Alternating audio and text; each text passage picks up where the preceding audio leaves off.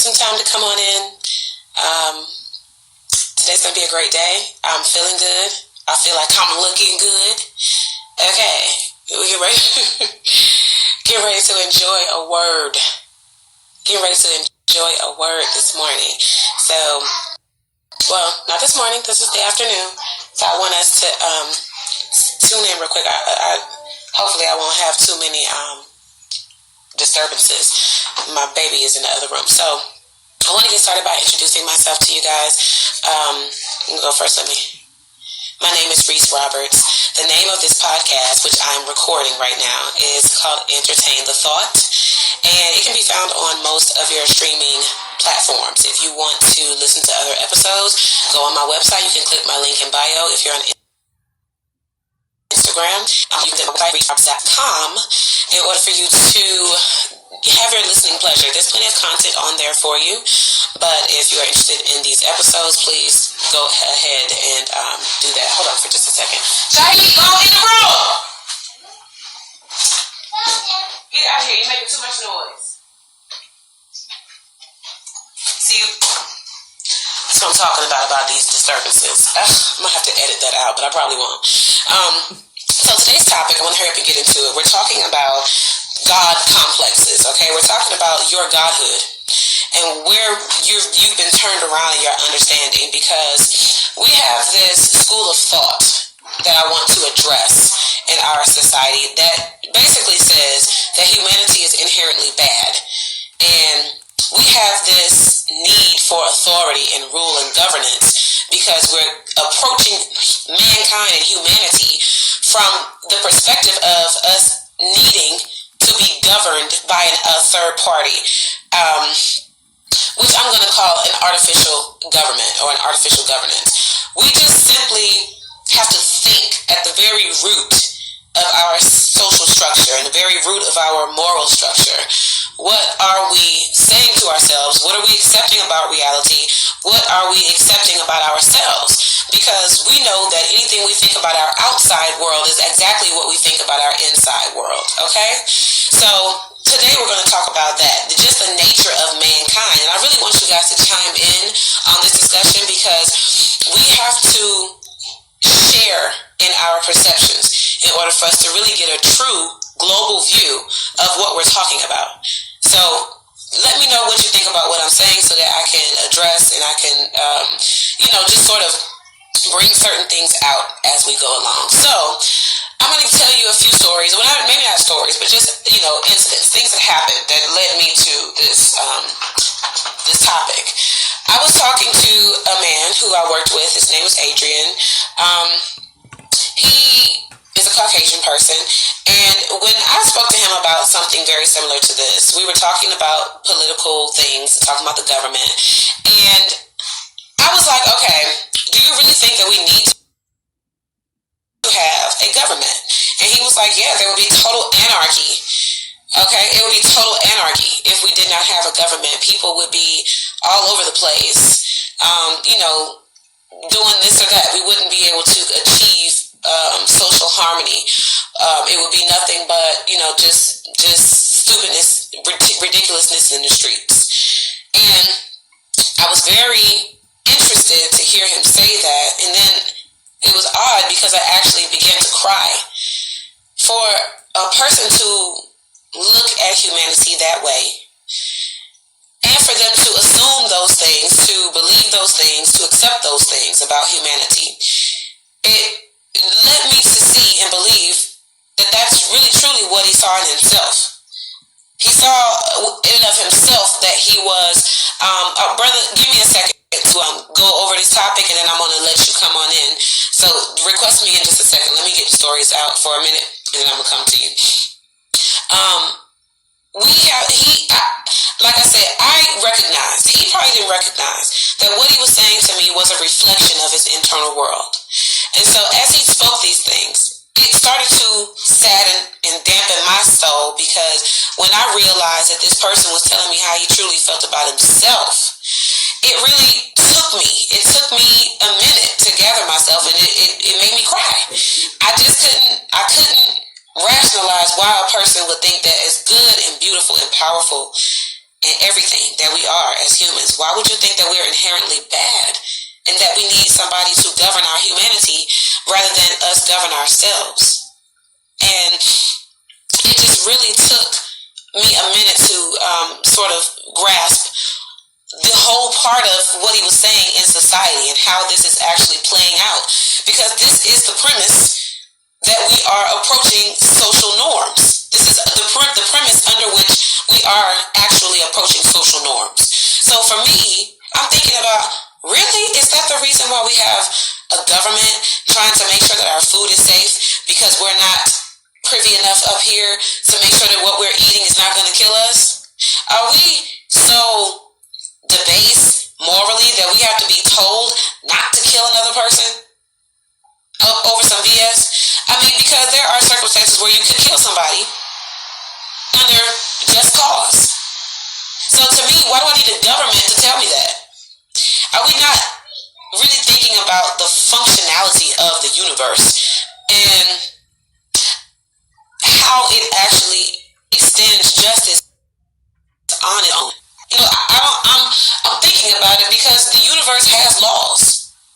The universe has universal laws that we are to abide by in our choice in those things. So it makes me wonder, who came up with the artificial government? Because we already have natural laws. So where do we get artificial man-made laws from? Whose idea was that? Because we already had that in place, scientifically embedded in our reality already. So it's like, why do we have a layer on top of a layer of security on top of the layer of security that we already have? So anyway, let me read some of these questions. It says there is some truth to that. There will be pockets of disorder, but overall I can see majority of harmony. You have to have checks and balances when it comes to food and other resources that are being sold on the private market. And these are the things I understand. It says you don't need over me too, but you do want to have something in place to watch over things. Okay. And this is exactly what I'm talking about, because I understand that we may need to have safeguards for certain things. But when we allow, okay, let's talk about the political debate about church and state, the marriage between church and state. All right, how much governance do we need? If we need extra layers of protection on top of universal protection, which to me is sufficient, what are we actually saying we need at this point to govern us in addition to that? And how far does that go? How much of your life are you not able to take care of on your own? How much protection do you need from another person? How much guidance and provision and stipulations, benefits, and all these other things do you need from our source? Think of all the things that we rely on the government for: child protective services, environmental protection, traveling protections, money protections, health protections, all kind of protections.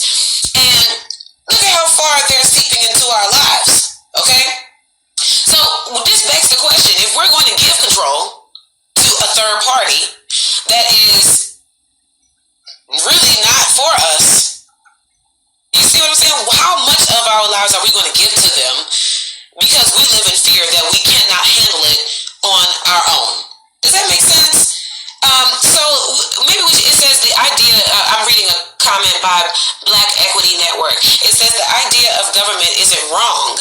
How much government we have is the problem. Exactly. It's all an illusion anyway. Exactly, because like I said, you have man-made laws, which you have political legislation that happens. You have a group of people, several groups of people, that sit around and say what they believe morally should be the framework for everybody else's morals. And the framework for everybody else. And because we are not controlling how much of our lives we're giving to these people and telling them yes and no, because honestly, like you said, Black Equity Network, it's an illusion. These people sit around and talk about what's going to be good for the people and what are the people requesting, what are the people saying they need. But at the end of the day, they are participating in business transactions. There's absolutely no interest in common good. There's no interest in whether or not people are actually benefiting from the laws that are being passed. What they're looking at is, are they making a profit? off of the laws that are being passed.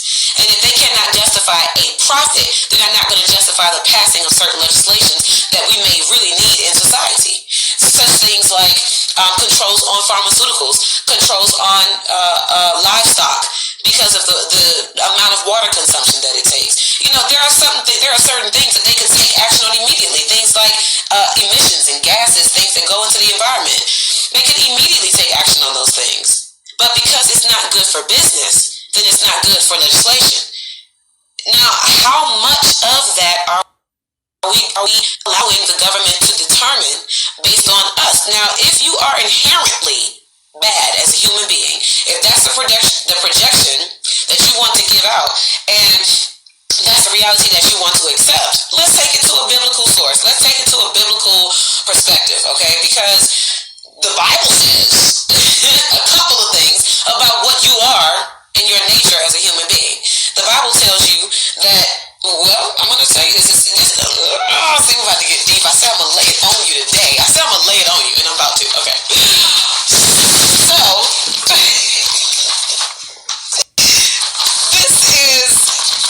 this is what I wrote. Religion, it calls you a sinner. It says that you are born into sin, right? Meaning you are inherently bad. This is the premise, the school of thought in which you're being fed by this book, okay?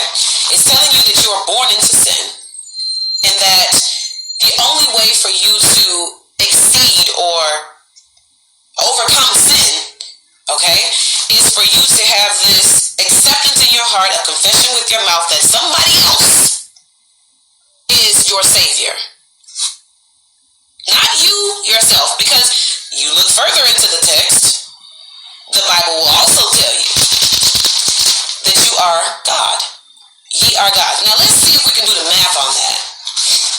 In church, I'm going to tell you something about mind control. I'm going to tell you something about conditioning of the mind. The truth has to be told to you so that your subconscious mind won't go haywire and start spitting off stuff like you're living in two different realities, you'll go crazy. So the truth has to be told to you in a very silent way, small way. So let me demonstrate how it feels like when you're in church and your pastor says, ye are gods, okay? They say that quickly. Graze right on over it. But when they tell you that you're born a sinner, you cannot be perfect. Only by the blood of Christ can you ever be redeemed, and all of these things that tell you how bad you are. Everything that you do is taboo. Everything that you do is a sin. You lust, and that's sin. And it's all of your human nature. They tell it to you that it's your sin. So they're telling you that you are inherently bad. That because you have to go through something, you have to do something in order for you to obtain good nature. But then it tells you also by your nature that ye are gods. So it's like, hold on, wait, rewind. Go back. Because what did you just say? What did you just say? You said to me that I am God. And you tell me all these wonderful things about God. You're saying that God is in me. This is my nature. That God is in me. I didn't have to do anything to get God in me. So what are you talking about? Am I inherently bad or am I inherently good? This is the reason why we have to make sure that we are awake at our gates when we are reading these texts. Because all of that did not come from your ancient history. All that didn't come from your people. All that came from somebody that was trying to condition your mind and confuse you into thinking that there is some kind of bridge that you have to cross in order for you to get to a certain place of holiness or get to a certain place of wholeness or completeness or goodness.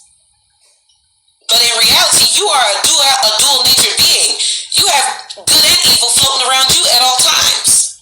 You are light and dark. And you were born that way. That is your nature. That is a universal law. Do you understand what I'm saying? So put it into context about what this government is saying that it's doing for us. What are you doing? Canceling out my darkness? Are you taking me away from what is naturally in me? I'm good and bad at the same time. You cannot condition that out of me by writing laws. Humanity is never going to be perfect because somebody is sitting around writing laws. That's not logical. And in fact, it's off balance because it's artificial. There's no way that any separate group of people, which are constantly changing and evolving, is going to ever create some perfect formula for society to follow for it to be good. According to what perspective? According to whose standard are we making these laws to make us better? In what way? All the laws that we've created and written down, all the volumes of books of laws, are we good yet? Somebody answer that to me. Are we there yet? Fuck, I mean, what's going on? All these laws, ain't nobody looked up and realized that we are no better off. In fact, we're worse. Maybe we should be doing our own laws. Maybe we should govern ourselves. Because when we were governing ourselves, we were not living in this morally debased reality. We were not rejecting our true nature for an artificial one. We were not looking at what somebody else told us that we were, or somebody told us that I have to go through this process in order for me to be who I'm destined to be and what my nature is. That is backwards thinking, you guys, because the Bible tells you who you are. Every day you move through this reality knowing who you are. Now, do you know how to resist the conditioning? Do you know how to control your controller? Mind control is called that for a reason. It's because this is your controller. This is your controller to the game that you're in. This is the controller to the reality that you're experiencing. So if they're confusing you on how to control your controller, then they are the ones who assume that control. So if they're confusing you to the point where it's made you feel you have no control, then guess what? They're going to benefit majorly off of you thinking that you have no control over what you do on a daily basis. Nowadays, you have people telling you what to do in every corner and area of your life. Every corner of your life. There is something that, or some entity or some presence that's telling you how to conform into this or settle into this part of your life. But how many times do you stop and take a minute to say, that's not what I want to do? For example, I much respect to King Nassim. I think it's Naeem or Nassim. His Instagram is King Na. He's a young man. His father put him in school, and the young man kept getting in trouble. But his father said, well, what is he in trouble for? What is he doing? And they would say, oh, he just won't stop talking. He's always up and around and kicking. He's always making all this noise. And the brother said, well, I actually value what my son has to say. He's talking all the time. What is he saying? I don't want to condemn my son for being expressive. I teach him to be expressive. In my house, when he expresses himself, we value that. And so he didn't allow social norms and all this governance that says you must put your child in school. It's law. This and that. No. He pulled his son out of school. He did what he had to do according to his rights to govern himself the way he wanted to govern himself in his family unit, and he took his son out of school and decided to homeschool his child and take that route. But that's just only one example. Think about all the other examples that we follow in our society that seem to be embedded in what we do and what we assume about life. Are you following laws because you truly believe that they're helping you? How many laws do you follow when you know it doesn't mean any good for your life? It's just causing you trouble and strife and headache. How many of you know that you don't have to pay taxes? How many of you know that you don't have to go get a marriage license? How many of you know that you don't have to have a driver's license? How many of us know that we don't have to participate in a lot of the things that we're currently participating in? We just don't want to break our perception of reality, so we don't ask the question, well, sister, what do you mean I don't have to pay taxes? How? And then actually listen to the answer to that. Do I believe in reincarnation? Yes, but not in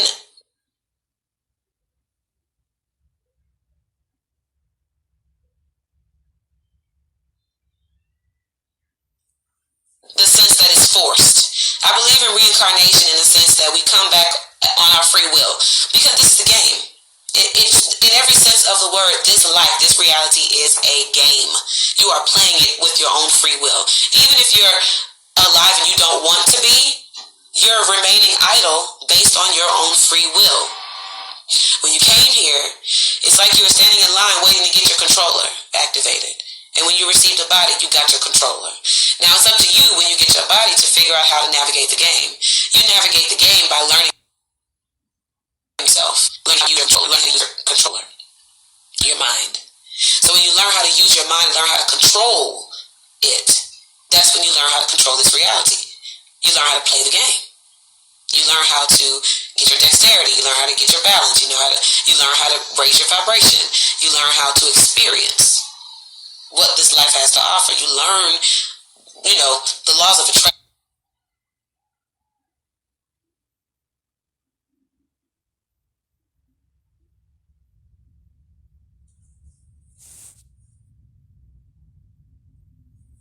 The laws that we have to follow, because you can't get out of the law of attraction. You might be able to get out of that speeding ticket. You might be able to get out of that murder charge. You might be able to get out of, paying taxes. But I'm going to tell you, you can't get out of the law of attraction.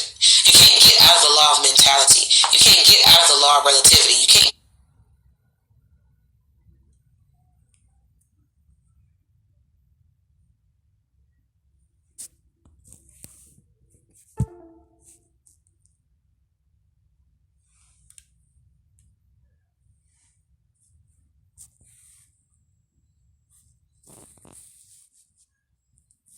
get out of gravity or mass.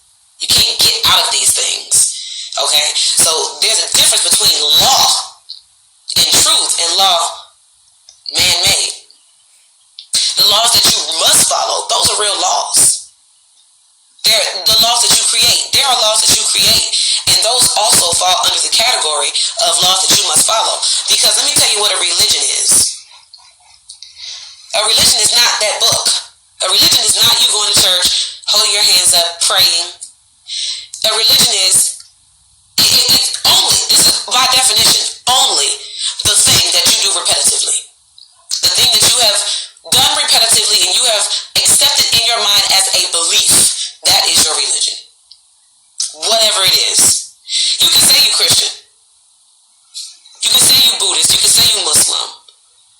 But I'm going to tell you, most people that say they're a certain religion that is attached to dogma, it has absolutely nothing to do with the way they religiously live their lives. You can say that you're a Muslim, but if you've religiously eaten hot dogs and stuff in your face with all the shellfish and pork you can find, you're religiously something else. Not that. Your religion is only the thing that you repetitively believe and act out in your mind every single day. That's what your religion is. You ever heard somebody say, boy, she do that religiously? She locked them doors religiously. She combs her hair religiously. She be at this store religiously. Something that you do all the time. It's something that you have forced yourself to believe, or you have something that you have accepted as a belief in your heart and in your mind. And because that's what you believe, that's where your reality begins to manifest. Now, that's a good example because you have plenty of people out here that claim a religion, but they have no manifestations that match what they say they believe as a religion. So anyway, I'm going to get back on topic because I want you to really get the reason why I'm saying this to you. I want you to get the reason why I'm saying this to you, because if you believe that we need to be governed because we're not capable of governing ourselves, that is the very beginning of the reason why you are under control, under someone else, because you believe that you need to be saved. You believe that there is an amount of your life that you cannot handle if left up to your own devices. You believe that you're not smart enough to see that this is right or wrong, so to speak. You understand? It gets to the point, and that's absolutely right. Some people use religion as a fad. That is correct. It does get to a point where it's just being done for the image. It's just being done for what it looks like, how it's, how it's going with the rest of society. It doesn't really come off like people are serious about it. It's just a social thing to get involved in. You don't want to be the kind of person that's in the club, so you just go for church. And it's like, okay, well, that's fine. Let me read another comment. Let's weigh the deeds of the world in the balance. How poor are people in the world, and how are we truly helping them? Then we can judge our hearts and our actions. I believe that is extremely on point. If you think about the way Jesus was, hold on a second. Yes. Okay, you can go ahead and let yourself out. Thank you. Okay, thanks. Somebody fixing that refrigerator. So, dang, you took my train of thought. What I was saying, if you look at the lowest, or like I said, look at how Jesus was in the Bible. He always talked about the least of these. Okay, he always talked about how he liked to roll because he liked to be around those who needed him in the way he wanted to be utilized. I'm not going to say used, but he had powers of healing and alignment and all of this ascension stuff going on with him. So he decided, I want to live or be amongst those that I can actually help. Because if there are those out there who are on the same level of vibration as me, I mean, what good am I going to do chilling around with these people when there's so many people out here that need my help? So he would go out and make himself useful. He knew he had something to offer these people because they were mentally destitute. They were mentally, of a reprobate mind. So they couldn't do for themselves. So he realized that he had a use. He realized that there was a place for him in society. So he went out. And I feel that is the same place where we are today. We have society split off into groups of classes and these ecosystems that are self-reliant on their own dimension, on their own level and amongst themselves, but never do they bleed over into each other to say, I have something you need. And it is, it goes, what's the word I want to say this? It's all connected. The lower class is very much so connected to the upper class. And the middle class is very much dependent upon the upper class and the lower class. We have, right now, very rich, elite people that will go into the lowest of the hood because they're looking for the next way to cap. They're looking for the next way to make their money. They know when they come into our neighborhoods, the poor places where we are the most innovative, where we are the most imaginative, where we are the most resourceful, they come into our neighborhoods and they start looking to see how we're doing things so that they can start implementing that and making money off of it because they have the resources to automatically start investing in what we're doing. So think about the lowest people of society and how we're treating them and how we're valuing them. We treat them on a surface level like they're not there, like they're not a part of our operation. You have people walking around right now who could literally save the world with whatever they have up here, but because they don't look the way we want them to look, because they're not dressing the way we want them to dress, because they're not speaking the way we want them to speak, or whatever, we dismiss them and count them as nothing. But are you assuming that this person is, look at what I got in my hand.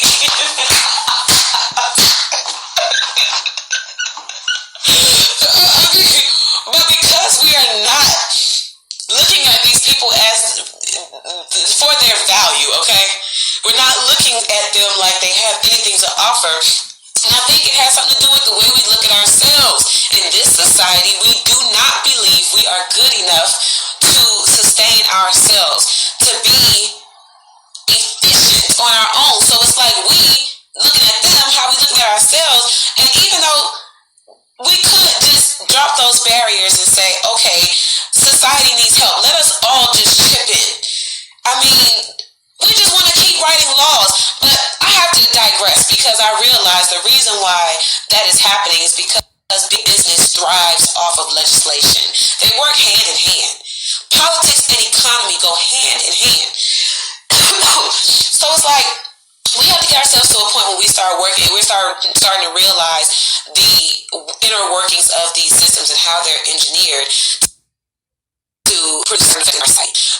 If you believe that we are inherently bad on a grand scale, on a level of global perspective, then it's like, what do you think about yourself internally? What are you looking at yourself as? Do you see yourself as somebody who is inherently incapable? You're looking at yourself as somebody who is inherently evil and needing of somebody to lead and guide you and direct you into every area, every corner of your life. I need us to start rethinking some of this stuff. This is the reason why this podcast is called Entertain the Thought. Because you must think about what if we flip the switch and start to say, well, humanity could be inherently good. What could we get out of that? If I say, let me pull back on government for a second. Let me free these people up a little bit so that they're not daunted, weighed down from this level of thinking or from this lack of perspective. If I was to tell people, okay, you know what, instead of making it illegal for you to grow your own stuff or collect rainwater, why don't I mind my business? Because it's not my business at all that you're collecting rainwater and drinking it and giving it to your family and feeding your plants and stuff because you're tired of all of this pollution in your water. Instead of me making that illegal, why don't I recognize that that has nothing to do with me as a government? But y'all, I'm going to say this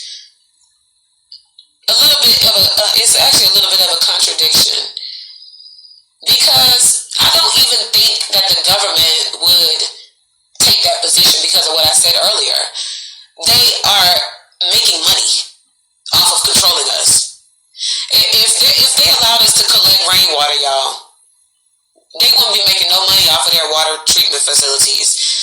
The stuff that goes into the water, you understand?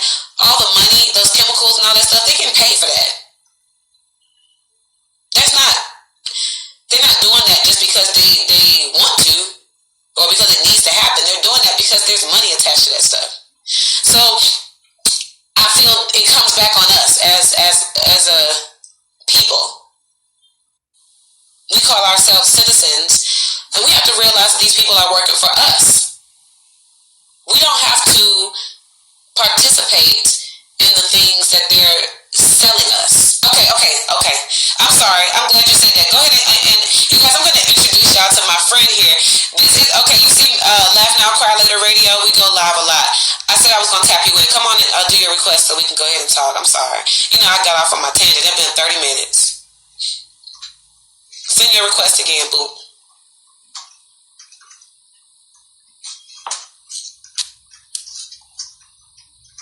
Come on, Laugh Now, Cry Later.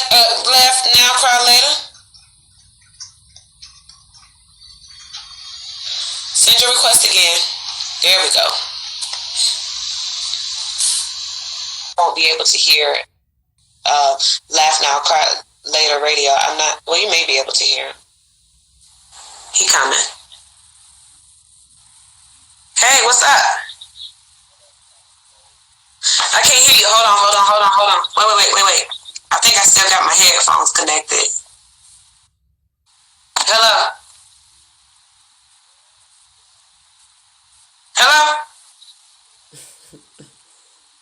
I can't hear you.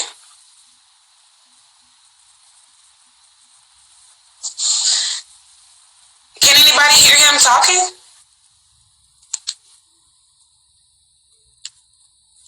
I couldn't hear him talking, but he's coming back. What about all the bacteria and viruses that are in rainwater? I mean, rainwater has been tested. I mean, you can look at, you can go and buy your own testing. You can go and buy your own strips to test your water. I've seen it done on video where two brothers just went outside and literally looked at the contents of the rainwater. I don't think that rainwater has as much pollution in it that we have in our regular water. Okay, we're gonna try this again.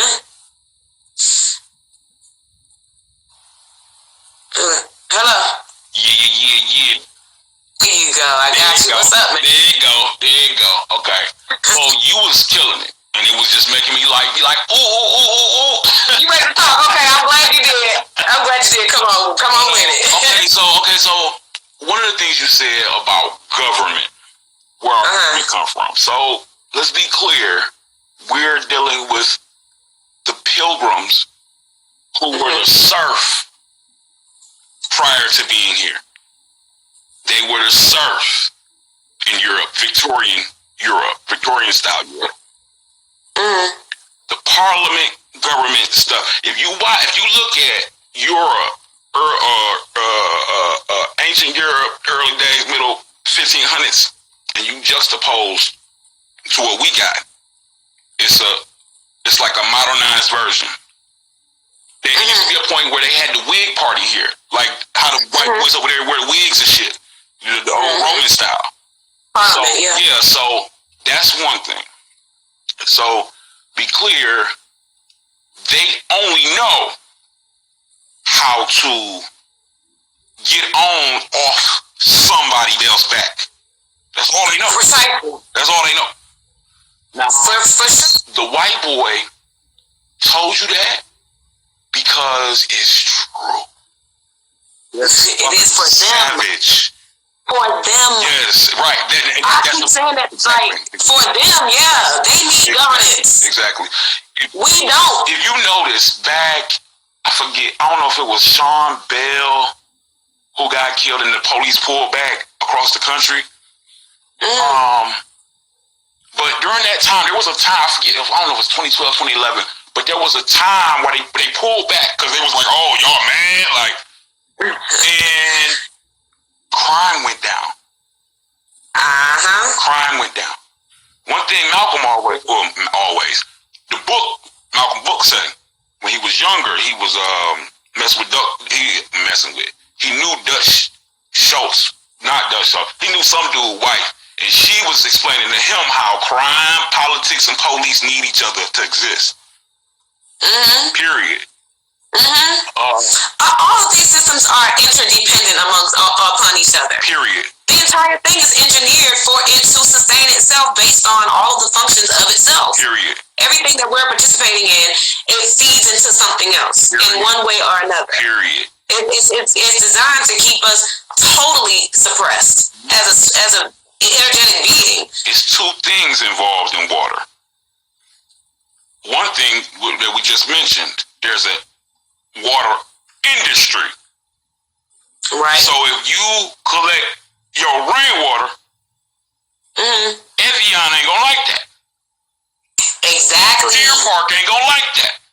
None of them do. You know what I'm saying? So, and they got lobbyists. They got lobbyists to ensure that your black ass, you best not do that shit, or we will get those laws that you were talking about. Okay, but see, now this is where I'm saying I think, and we have to, as people, take some kind of action that says, okay, at some point we gotta say, man, fuck them laws, because first of all, I like to put it to people like this. Think about your cell phone. There's so many states right now that have no cell phone usage laws going on. How many of us actually do that? How many of us still be riding around? Even the police ride around with their phone in their hands. We don't care about that law. We be like, man, fuck that law. I'm about to use my phone. So, if we can do it when it comes to cell phones, how many other things can we look at like that? Like, I don't care about what the law says. I'm going to do what I'm going to do because I know it's my right to do it. I know that I can do this, and if you pull me up, then you pull me up. But you can't prove that I'm out here drinking rainwater. What you gonna say? One, I want to say this. The dude who said something about the water being fucked up. The rainwater is gonna be much clearer than wherever the fuck you take a bath in. Much clearer. Much clearer.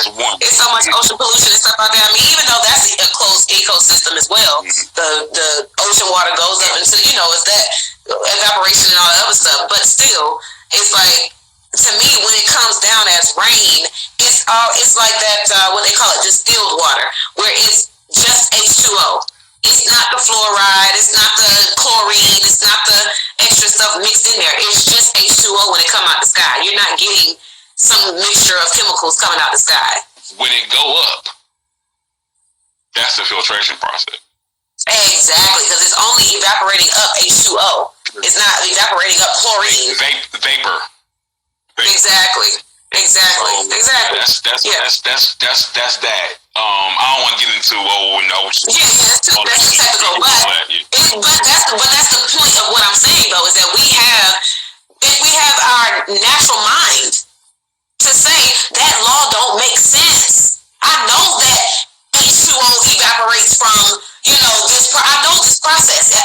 So I'm not going to let these people tell me that just because they're the government that they are responsible for me drinking clean water. No. I'm responsible for me drinking clean water. Right. I'm going to go outside and capture clean water for me to drink and have and use. But I mean, that's just one of the many examples that we could be following in society to say, I don't need all this governance. I'm okay to govern my own life. I need you to only maybe be involved in just a little bit. Facts. And maybe not even you. I don't need you to be involved. I'm going to find my people to get this done. Facts.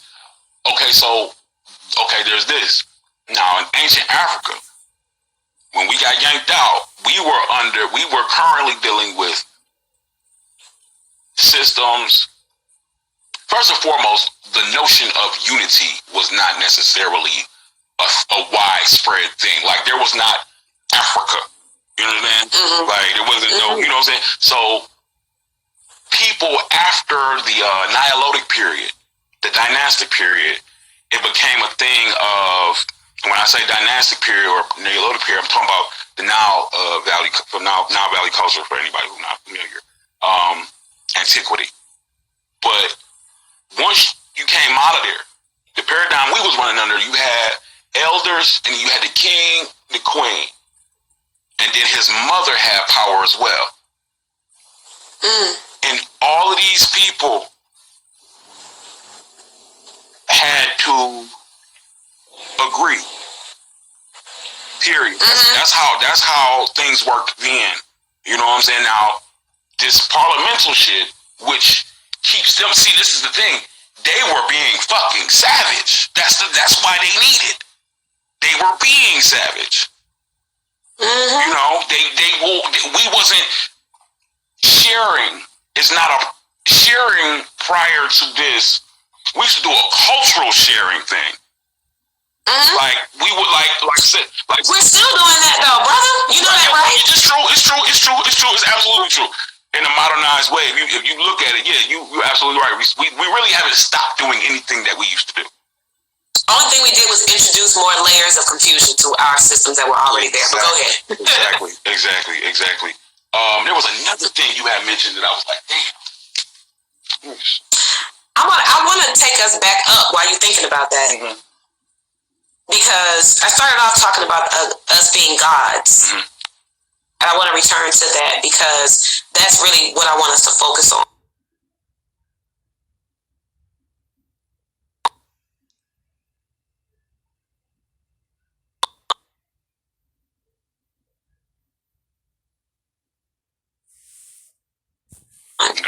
If we are intentional about creating our reality, which is what we are called here to do, we're called here to be movers on this game, movers on the board. We're supposed to be moving the pieces. Right now, we're giving that ability over to this enemy. Right now, we're giving them the power that we should be using for our own game pieces to move so they can move their pieces. And this is something that is happening by way of the government. Because as the government is setting up institutions, setting up systems, and engineering society in such a way that everything feeds back to them. All of the energy that we are expending on a daily basis, it feeds back to their prosperity. It feeds back to their security. It feeds back to their governance, really. Because what does it mean to somebody who creates the law? Are they following the law that they create? No. They are the creators of the law. They're not following anything. They're just creating laws that support what they want to do. To dominate. So we have to start understanding that's their God ability to create a society that serves them. Just like you create a reality that serves you. You only accept things into your reality that serve you. That's what they're doing. And that's what we have to learn to do. Use our power that we are expending on a daily basis, whatever it is that we're doing, to sustain ourselves. Instead of us being so quick to do it as a part of their system, we have to recognize that we could be working on building our own systems, engineering our own society, engineering our own ways of governance. If we say, this is how we're going to govern over here, we don't need, and this is another thing I always like to say, be very aware that the U.S. corporation is a business. This is a business. Just like if you don't like Target's products, you don't have to shop there no more. It's the same with the federal government. If you don't like the way they're governing, you do not have to participate. That is in the Constitution. It's in the Constitution. You do not have to be a part of something that is not allowing you to pursue life, liberty, justice, protection, all those things that they say in the Constitution you have a right to pursue. And if this federal government is a business, it is standing in the way of us pursuing our rights under the Constitution. We have to understand we have to move that mountain. But the thing about it is we can't move the mountain until we've learned how to operate. You understand? If we tell them, I don't want you to govern how I'm doing this anymore, the question becomes at that point, well, how are you going to govern that yourself? Because they are providing a service to us. We're supposed to be God's creating. But right now, we're just man falling into a system of thought and action. We're just allowing ourselves to idly be guided by wolves. But if we say, I don't want this guidance anymore, then where are we going? And I think that's where we need to start focusing our attention, is that if we don't want these people all up in our stuff, not only how are we going to get them out, but how are we going to maintain and sustain after we remove them? That's a part of what I was trying to say a little second ago about the fact that we never actually got to the real unity part. And before we got here, this is a dilemma. This plays as a dilemma for us now. You know what I'm saying? Because that tribal shit is what we left off on. You know what I'm saying? Yeah. So that's what we need to get back. That's so, and in conjunction, the shit, post-traumatic slave syndrome. We have yet to defeat that. We just got in greater confinement. We never defeated that. We never defeated the thing that the you know. People talk about people say broke. I feel like broke is such a deeper thing because don't nobody else say it to each other but us. Correct. We don't, because most people don't even realize what that says. You know, we are broken, but and I feel like that thing that came with being that thing that we didn't defeat psychologically. That's what we're dealing with in this moment. This is what we're dealing. This is why we seeing our celebrities and these other fucking groups that are within us go against us. And because they're like, what are these people doing? Right. Like, how the fuck dare these niggas try to, get on any type of anything? So, it's sad to me. I'm gonna tell you what I see happening with us. are in a place where we have a whole bunch of money with no pockets to hold it in. And when I say that because black people, we all know what our earning power is in this country. We all know what we have the potential to do with our money, because we know that there are so many of us that have a lot of money. So many of us that are loaded with resources. But what's happening is because we have no pockets, it's just slipping right through our fingers. And what does a business, or I should say, what do our oppressors use for their pockets? How do they hold their money? They do that through business, organizational structure. They do that by setting up institutions, setting up foundations, setting up agencies to govern society the way they think it should be governed. They're setting up businesses. They're laying the brick and mortar to say, this is our organization. This is how we are writing our bylaws, which would be the Constitution for every state that there is. And let me tell you something, states are not what you think they are. States are separate businesses. Just like the federal government is a separate business. Every state, what they've done is formed a union. Under the union. Several businesses coming together to form a union. You guys, the reason why I'm saying this is because there's no reason we cannot do that. Exactly. There is no reason why we cannot do that. All we have to do is write down the damn business plan. The same way they write out bylaws for their corporation, aka the Constitution for the country, same thing. They're just calling it something that deceives us into believing that they are an authority over us. They are an authority over their union, over them. We can make our own union and be a part of that governance. We do not have to purchase their product. Their union sucks. If I do say so myself. Jews don't buy none of that shit. Their union sucks. Exactly.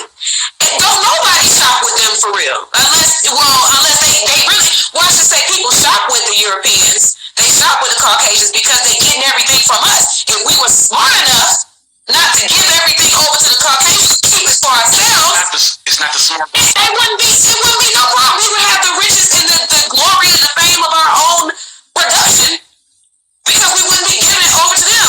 It's in their institution. It's not just the wherewithal, though. It's what you said earlier. With resources comes the ability to actualize. Right.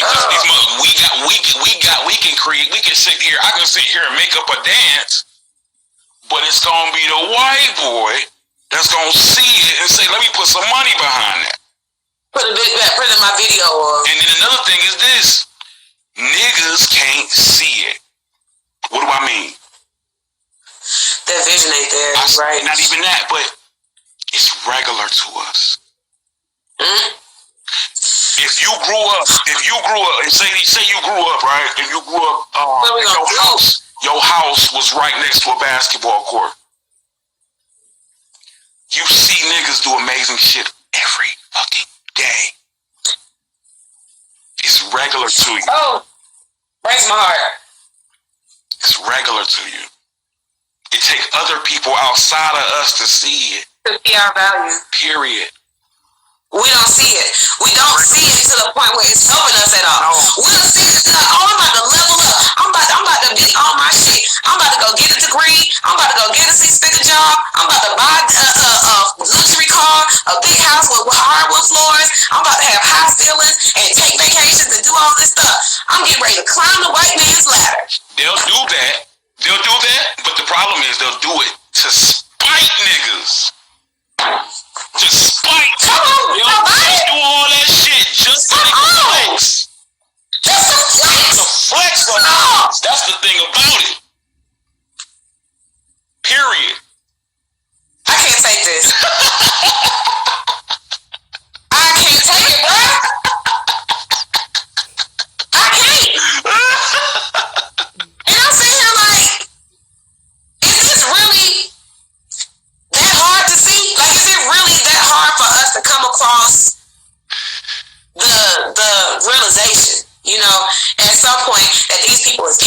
off of us. And that's a perfect comment. By the time we see it, the market is already full. Yep. Exactly. By the time we see our own potential, they done already tapped into it. Because they done already tapped into it and capped off of it and made it their own. It becomes a thing once again, positioning. So we ain't did shit. Ain't shit really going on different. Basically, motherfuckers was planting the shit that they was planting over here. They got them based off what they were capable of already. Right. So, once again, it's I already know how to plant rice. But I just do it for my family, though. You're about to take me over here for me to do it for your country.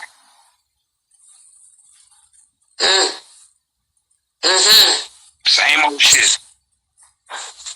I wonder, okay, I still have to make the correlation again about the fact that you were lied to, okay? Black people, you've been lied to so many times, and I want you to start recognizing that, yes, somebody can lie to you about these things, and yes, they will.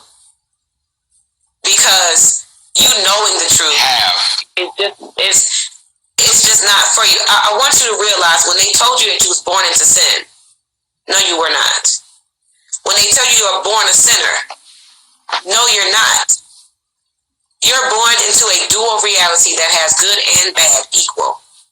They're equally powerful to do whatever you choose to make them do. But that's the whole point. You have a conscious decision whether or not you want to be good or bad.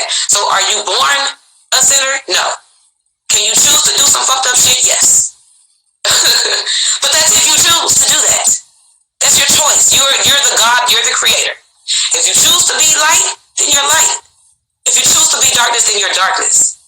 There's no power outside of you that causes that to happen. That's your nature. So when somebody comes to you and tell you that you need to be governed, the first thing you need to ask yourself is, am I capable of making a decision? Can I choose? Because once you tell them that they can govern you, guess what you gave up? Guess what you gave up? Your right to choose. You gave up your choice. And let me tell you something. If you believe that you going to stick a piece of paper down in a box to tell these people what you want from them, it's going to change your reality. You got to be out your mind. Got to be out your mind if you think that you feeling like you're represented. You got representation. Coming from the same people that have proven to you that they are not working in your best interest. You think that sending your gripes to Congress, waving signs outside of their windows, they're inside there eating their potluck lunch, laughing at your silly ass. Because they're making money. You're standing out there with your picket signs, probably making what, $15, $20 an hour, struggling to get by, while every part of your life is feeding into their pockets and their riches.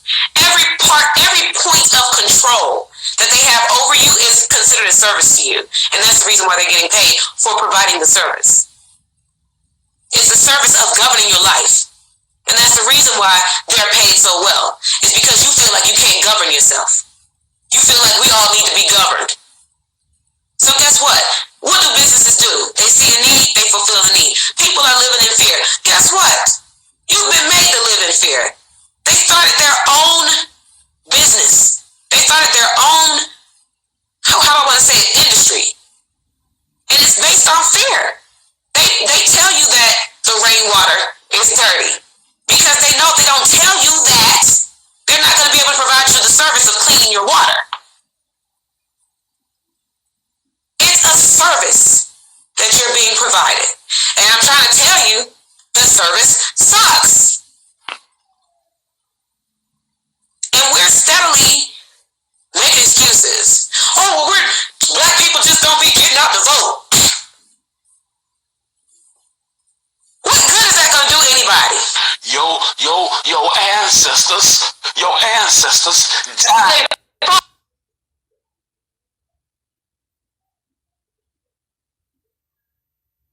They died for it. Died for you to be able to vote. Come on. My ancestors have died for much more than just me going and figuring out a way to get into somebody else's, situation. I'm trying to bombard my way. Aren't we talking about releasing things that are resisting us? These Caucasians are resisting us, okay? They don't like us. They don't love us. But we want to hold on to them. Why? We love the pain. I'm going to time out, but when it come back, okay? Okay. Y'all come back, because we're getting ready to time out. Okay. So this is, I guess, going to be part 2. But, a business. It's not a government. Or I mean, maybe it is a government, but it's just a business. It's a business that is in business to govern. And we have to realize what that means. It means I don't have to patronize your freaking business. The only thing is, right now, what I see when I see the federal government, I see Walmart. They are providing something that we all benefit from because we have no alternatives to it. Now, could you imagine if there were a Walmart somewhere out there that was a general store like that, where you can go in your one-stop shop for everything you need, but you actually got good service? But you actually got employees that had a dress code to look a certain way, that they did not allow all that fuckery to go on inside their stores, where you could come in there and feel safe to have a decent family experience? Could you imagine if there were an alternative to Walmart? Think about it. It's the same thing. The only reason why we go to Walmart is because we don't have a different one. The reason why we're all participating with the federal government is because we have no other service providers that are doing what they're doing. They're providing the service that they provide. They're governing society. So we have to figure out another way, another option to govern society while making a business out of it. We can do that for ourselves. We do know. All we have to do is just put in the investment. All we have to do is write out the plans and start getting to work. In a population, we got to get to work.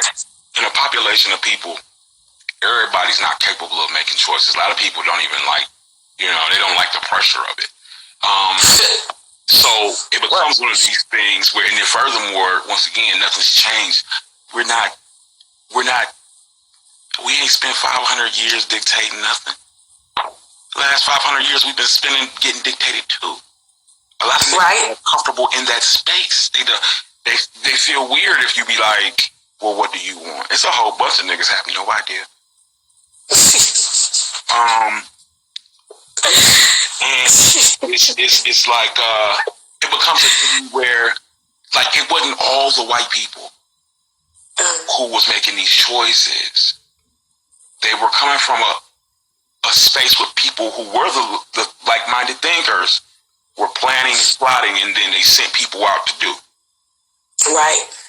So that's like the Crusades. Right. So it becomes a thing where us who have the wherewithal, I said this 100 times. Us who have the wherewithal can see it. If we can illustrate big enough for the rest to comprehend, they will say, that's better than Walmart. Period. But it takes for us to not be cumbered with, because that's the thing. These other motherfuckers, they wasn't worried about paying their rent. They wasn't worried about who gonna watch my kids. They wasn't worried about how I'm gonna eat.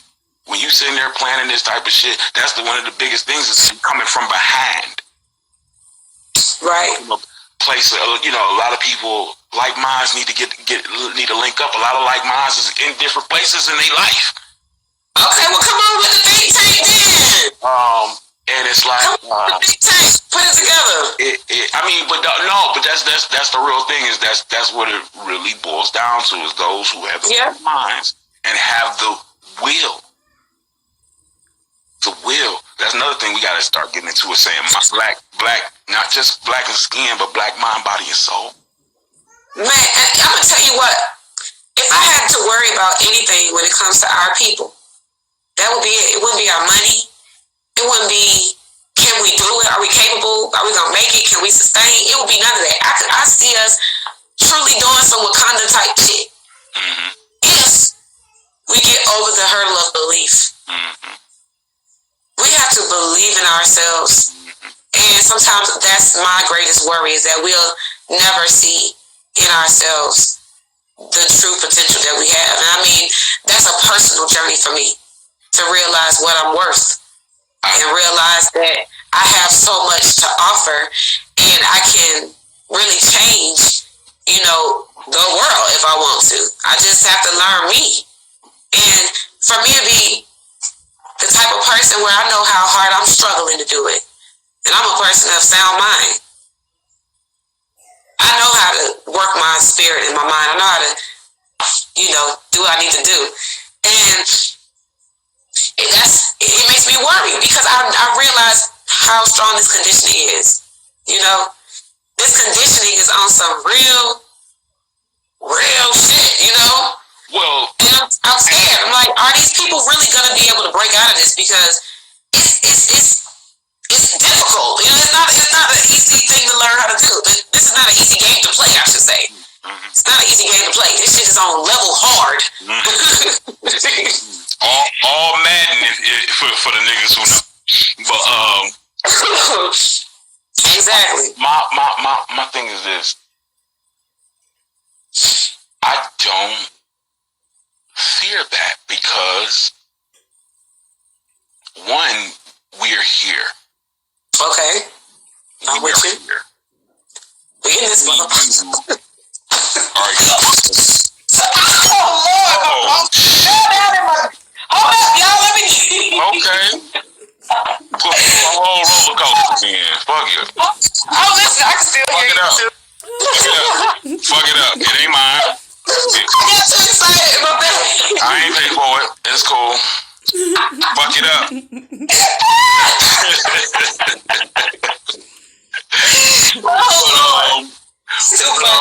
But for real though, like, the thing is, we are here, and we represent a small, just two people of what I would assume has to be in the millions. Of people who are actualized to the point where if they don't know shit else, they're not even conscious. But if they don't know shit else, they know this shit got to change.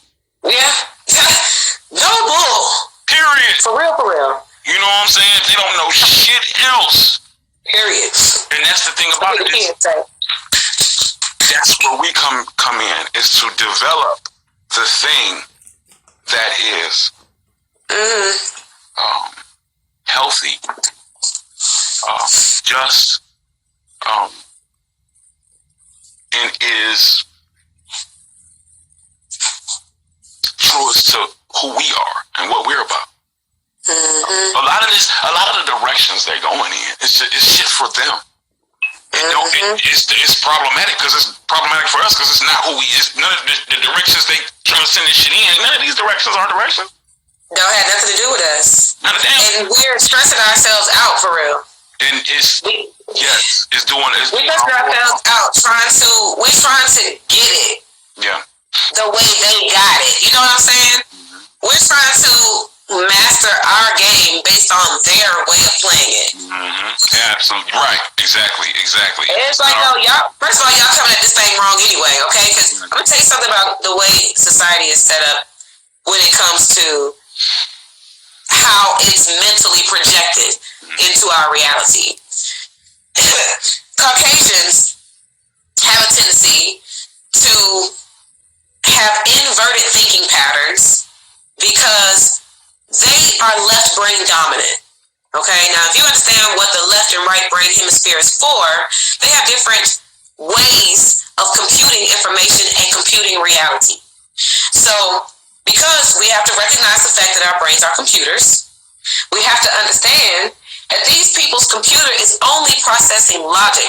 But see, because we have two hemispheres, a left and a right, the right hemisphere is responsible for the abstract. This is the reason why artificial intelligence will never be able to mimic the human brain, even